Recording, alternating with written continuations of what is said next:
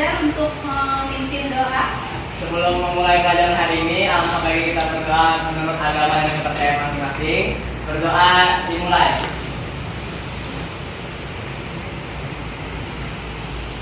Berdoa selesai. Oke, selanjutnya absen dulu ya.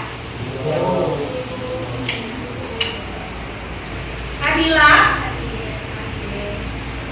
Aisyah hadir, Ahmad Habib, Franciscus, Habibie Nur Rahman, Haidar, Jovita, Nika. Lengkap ya, semua hadir. Alhamdulillah semuanya hadir. Sebelum kita masuk pada materi selanjutnya, Ibu mau mengulang kembali apa saja yang dipelajari pada bab sebelumnya. Ada yang bisa menjawabnya? Oke, silakan Habibie. Teori mengenal asal usul nenek moyang bangsa Indonesia. Oke, teori mengenal masuknya bangsa Indonesia, nenek moyang bangsa Indonesia. Apa saja teori dari masuknya nenek moyang bangsa Indonesia apa aja, Habibie? Teori Yunan, teori Taiwan, teori Nusantara, dan teori of Afrika. Oke, terima kasih Habibie. Tepuk tangan dulu. Yang kedua, ada yang bisa? Oke, silakan. Bersifat. Selanjutnya ada proses migrasi ras Melayu ke Indonesia. Apa saja? Itu ada dua, yaitu bangsa Melayu tua, yaitu Proto Melayu, dan bangsa Melayu muda, Diotro Melayu. Oke, tepuk tangan untuk bersifat.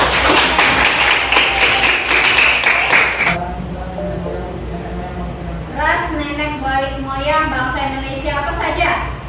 Ras Negroid, ras Melayu Mongoloid. Oke, tadi ada ras Negroid, ada ras Wedoid, dan yang terakhir ras Melayu Mongoloid. Mongoloid. Ras Melayu Mongoloid. Mongoloid. Selanjutnya silakan. Oke, silakan. Jalur rempah.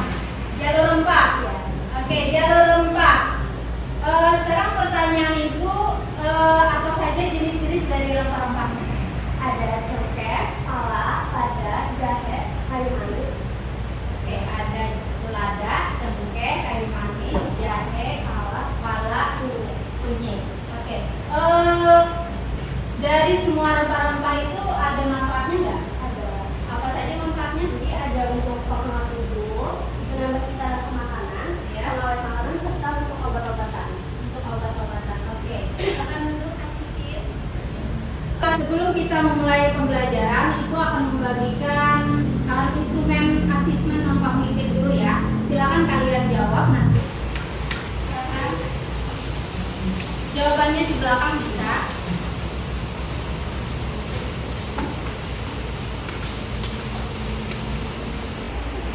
Hewan.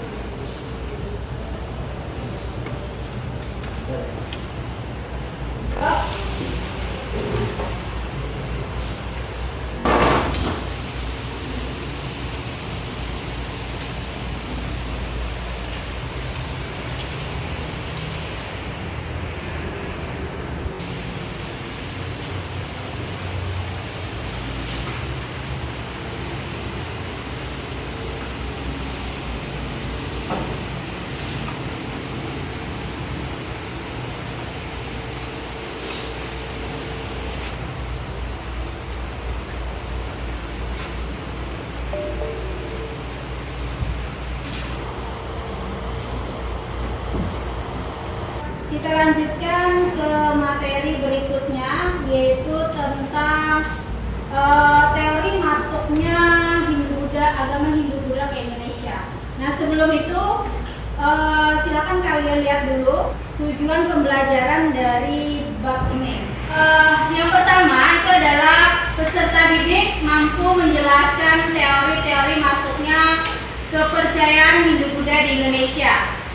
Nah, nanti setelah itu kalian menganalisis kelemahan dan kelebihan dari semua teori-teori tersebut. Perhatikan lagi gambar berikut ini. Lihat ya.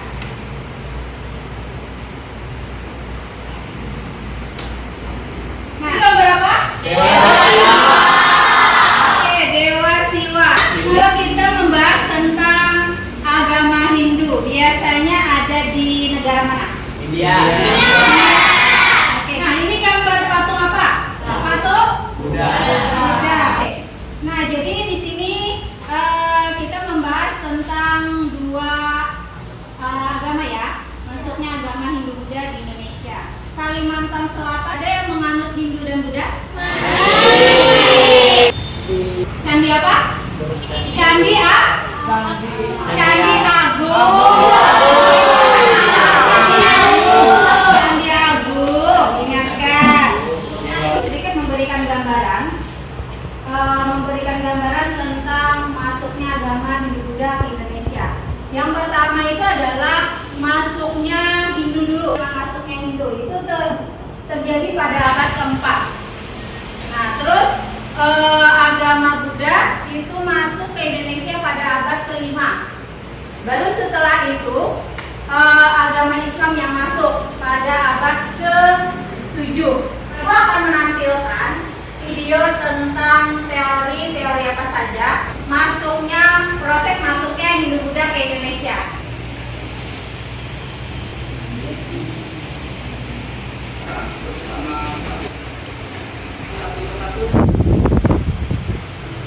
Baik adik-adik, pertama kita bahas mengenai agama Hindu.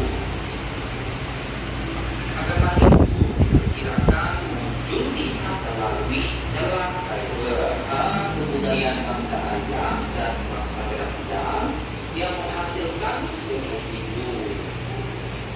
Dalam perkembangannya, agama Hindu di India dapat dibagi menjadi 4 fase, yaitu setelah bangsa Darshan kesebelasan dalam sesuatu yang kemudian disebut dengan Brahmana, perkembangan dan penyusunan falsafah agama Weda.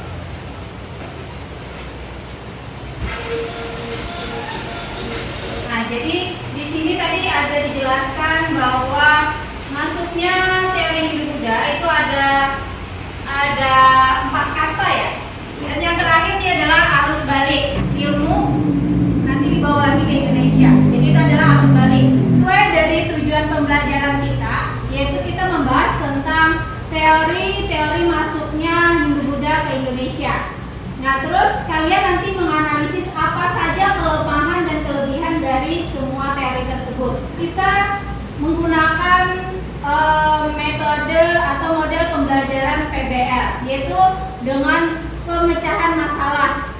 Nanti kita pecahkan masalah melalui diskusi kelompok, ya kan? Boleh aja nanti menggunakan handphone untuk mencari materinya. Nah, sebelumnya Ibu mau membagikan beberapa kelompok. Sudah disediakan di sini adalah mengenai 5 kasta tersebut. Nah, yang pertama tadi adalah Brahmana, yang kedua adalah Ksatria, yang ketiga adalah Waisa, yang keempat adalah Sudra, dan yang kelima nanti adalah arus balik. Bagi kelompok dulu ya. Oke. Kelompok 3, Haidar, Dapat, Jovita, Alif, Siva, Hasikir, Erwan, Habibi. Kelompok 5 yaitu kan. Ibu akan membagikan lembar AKPD-nya ya.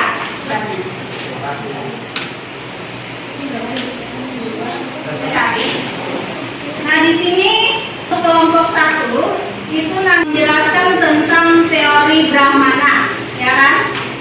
Tadi kan teori Brahmana itu para pendeta dilarang menyeberang lautan. Lalu bagaimana cara mereka sampai ke Indonesia? Nah, selanjutnya untuk kelompok 2 itu nanti mendapatkan teori Ksatria.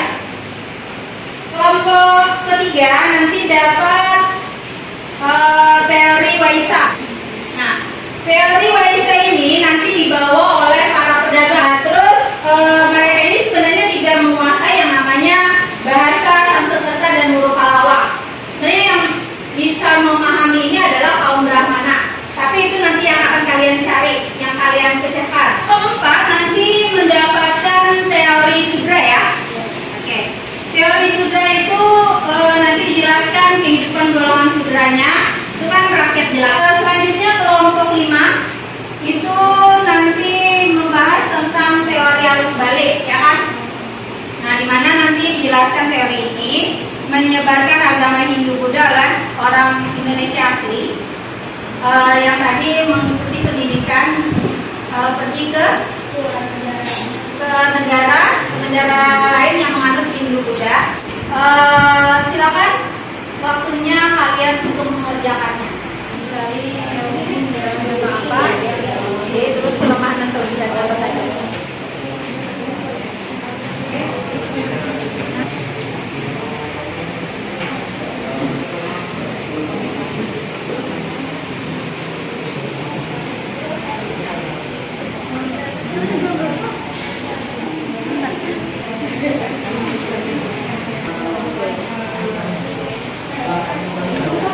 Oke, bukan.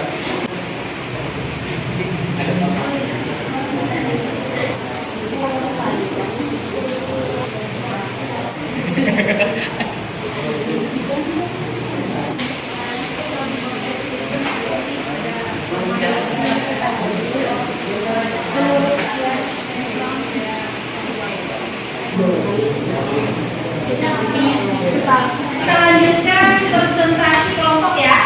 Kita mulai dari kelompok 1. Silakan untuk kelompok 1 maju ke depan. Tangan dulu.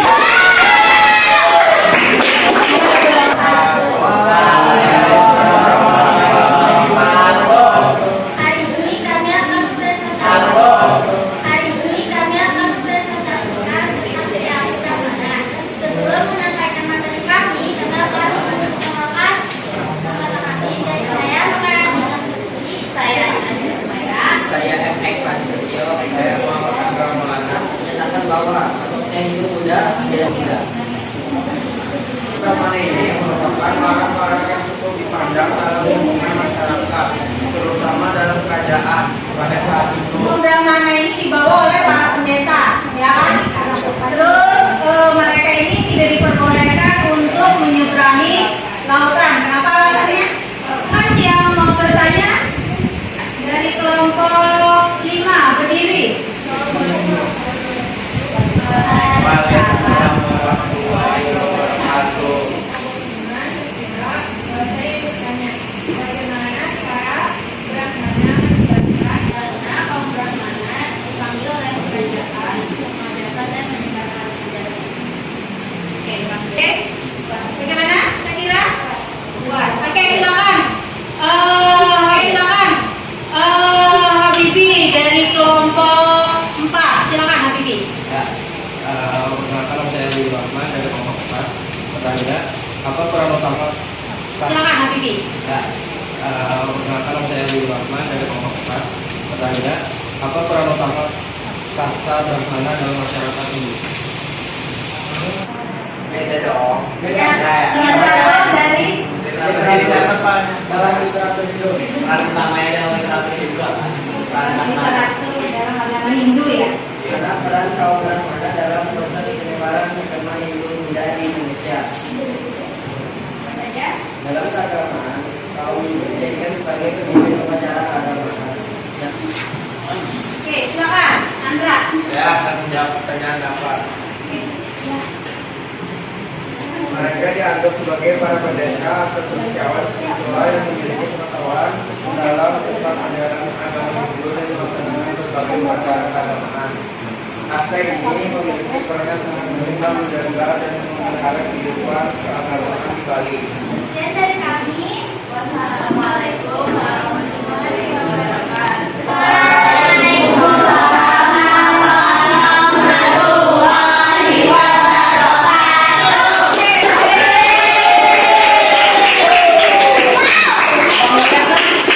Ini kesatria. Waktu dan tempat.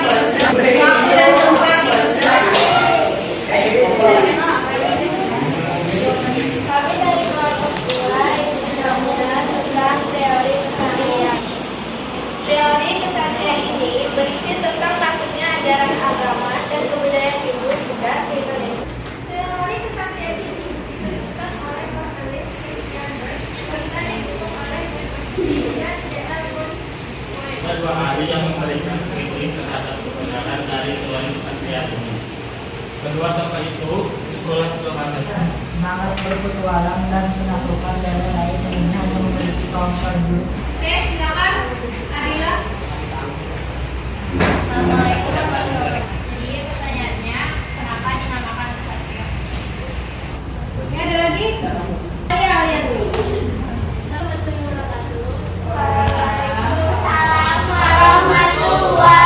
wabarakatuh. Saya ingin bertanya, bagaimana pendapat J.L. Moore berkaitan dengan teori kesatria? Agama Hindu di Indonesia disebabkan oleh golongan prajurit yang memegang kekuasaan di wilayah dunia. Golongan dari kesatria. J.L. Moore yang menyebutkan pada abad ke-4 sampai 6 Masehi sedang terjadi kekalahan perang oleh kaum kesatria. Kekalahan Kami kesatria mempresentasikan tentang teori Waisya yang beranggotakan Kepala Bertiga Haidar Rifki,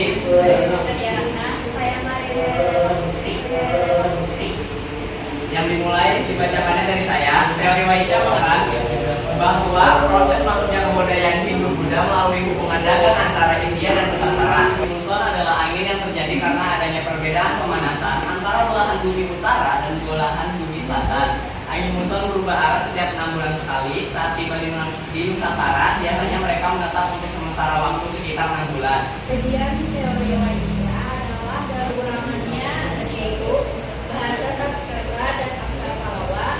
Untuk presentasi kami, apakah ada yang ingin bertanya? Baik, saya akan menjawab pertanyaan dari tugas dari Waisya itu ada perdagangan, pertanian, dan ternak. Oke, silakan Asikin. Apa faktor yang menguatkan teori Waisya? Oke, apa yang menguatkan teori dari Waisya? Menjawab pertanyaannya, faktor memperkuat teori Waisya. Teori Waisya ini bisa semakin kokoh karena disebabkan beberapa faktor, yaitu interaksi kasta Waisya. Brahmana tadi dibawa oleh siapa? Pendeta. Oke, dibawa oleh para pendeta. Kalau yang untuk teori kesatria dibawa oleh para bangsawan atau kesatria ya. Oke, kalau yang teori Waisya dibawa oleh siapa? Para pedagang. Untuk sudra dibawa oleh para pelayan, dan yang terakhir dibawa oleh kerajaan Indonesia. Nah, itu adalah kesimpulan dari semua teori-teori tersebut. Nah, di sini ada tadi dijelaskan kelemahan dan kelebihannya. Ada yang difokuskan untuk yang cuman bisa menguasai bahasa Sanskerta dan huruf Pallava itu adalah kaum Brahmana, ya kan? Kalau yang untuk teori-teori lainnya mungkin mereka tidak memahami, ya kan, masalah bahasa dan huruf Pallava tersebut. Jadi di sini sudah jelas ada beberapa kasta di dalam penyebaran agama Hindu-Buddha di Indonesia. Tadi sudah dijelaskan ada bukti peninggalannya ya, berupa relik kan tadi? Ukiran, ya kan? Seni rupa. Nah, kalau yang masih ada kan di daerah mana itu Candi Borobudur, terus Candi Prambanan. Kalau kita di daerah Kalimantan, apalagi di Amuntai itu adalah ada Candi Dialukan. Proses masuknya Hindu-Buddha dibawa oleh beberapa kasta ya. Nah, selanjutnya Ibu akan membagikan tentang refleksi ya. Bagaimana pembelajaran hari ini? Ini cara kalian untuk mengisi suplemen tersebut. Ini yang pertama nanti bisa dituliskan nama dan kelasnya.